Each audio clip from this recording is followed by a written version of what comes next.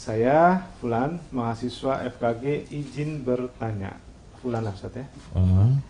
Yang pertama, terkait jika sujud mukena tidak boleh menutupi dahi, apakah telapak tangan juga tidak boleh dihalangi mukena saat menyentuh sajadah, dan jari kaki juga biasanya dihalangi mukena?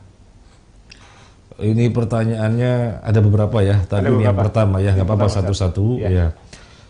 Terkait jika sujud mukena tidak boleh menutupi dahi, ini kan dahi.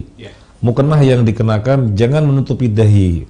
Apakah telapak tangan juga tidak boleh dihalangi mukena saat bersandarkan ke sajadah gitu ya?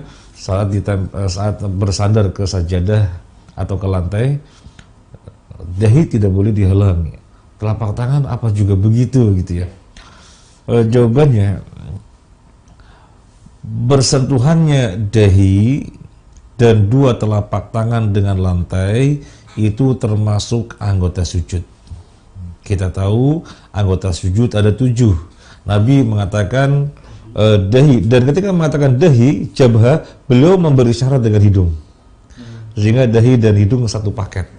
Artinya posisi dahi nempel di tanah, di lantai benar, ketika hidungnya ikut nempel, maka itu namanya posisi dahi ya, betul. Kalau dahi itu nempel di sini sehingga hidung terangkat, berarti belum terpenuhi untuk melakukan sujud yang semestinya. Yang kedua dan ketiga, telapak tangan kanan, telapak tangan kiri. Kemudian keempat dan kelima, lutut kanan, lutut kiri. Kemudian keenam dan ketujuh, jari jemari kaki kanan, jari jemari kaki kiri. Semuanya 7. Nah, pertanyaan tadi, dahi dan dua telapak tangan, ya itu wajib menempel di lantai dan merupakan anggota sujud.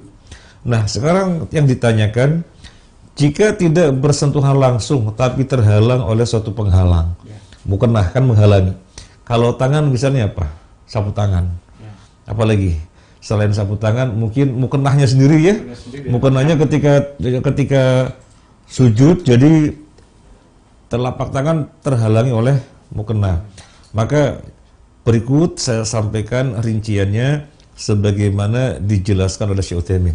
Jadi akan kita nukilkan dari Syekh Utsaimin rahimahullah taala di dalam kesempatan liqa maftuh. Liqa maftuh itu forum terbuka. Ya, ada pertanyaan semacam itu dan beliau menjawab secara rinci. Yang pertama, jika penghalangnya terpisah dari tubuh seseorang, maka tidak mengapa. Ini dahi, ini lantai, dahi nempel lantai, dan ada penghalangnya. Tapi penghalangnya bukan sesuatu yang menyatu dengan tubuh. Di sana sajadah kan penghalang dengan lantai, maka tidak mengapa. Atau ini apa namanya, sorban digelar terpisah dari tubuh kita, maka enggak mengapa. Seperti apalagi karpet gitu ya, ya maka tidak mengapa.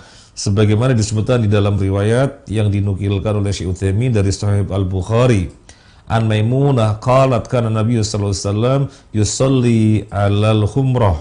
Dari Maimunah dia berkata, Nabi sallallahu alaihi wasallam salat dengan khumrah. Khumrah itu sajadah ya, nah, semacam sajadah. Jadi Nabi salat dengan khumrah. Jadi sajadah atau tikar seukuran wajah, itu namanya khumrah. Jadi Nabi melakukan apa tidak? Melakukan. Yang Nabi lakukan merupakan perkara sunnah. Ya. Sekarang kita lihat khumrah, terpisah dari tubuh, apa menyatu dengan tubuh? Terpisah, maka nggak mengapa. Nah, yang kedua, rincian yang kedua. Jika penghalangnya menyatu dengan tubuh manusia seperti baju, sorban yang digantungkan di pundak, kopiah, mukena, dan yang lain-lain, maka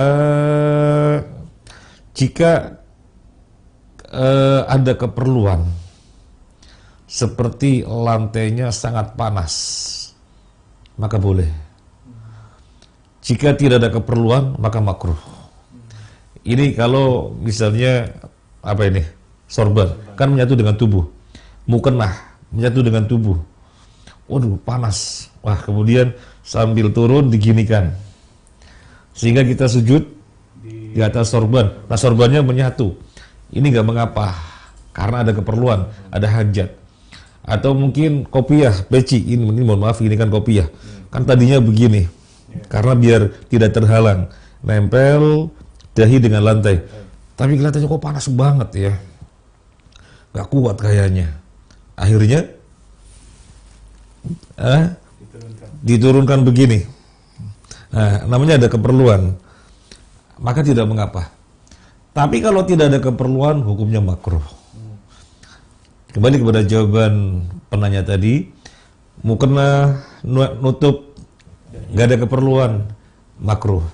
Kemudian ini tangan ketika untuk sujud tertutup oleh baju, makruh apa tidak? Makruh. Soalnya baju sesuatu yang menyatu, nempel. Nah, demikian.